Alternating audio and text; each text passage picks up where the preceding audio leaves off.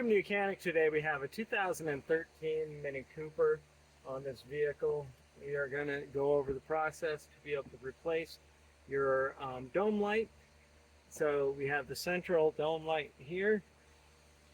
If you need to replace that one or either one of these two lights. These are the lights that are going to illuminate more of the back seat and behind you.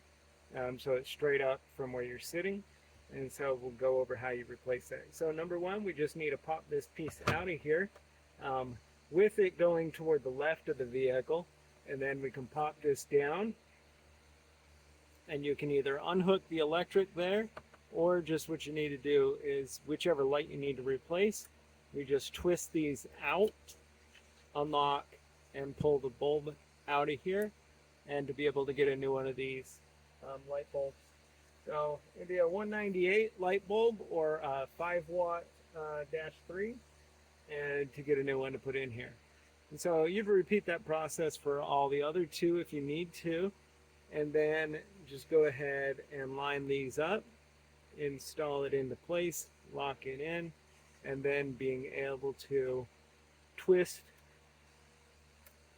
that in there, and then we bring this back in from the left side, get it up in there, press it in until it locks up there in place.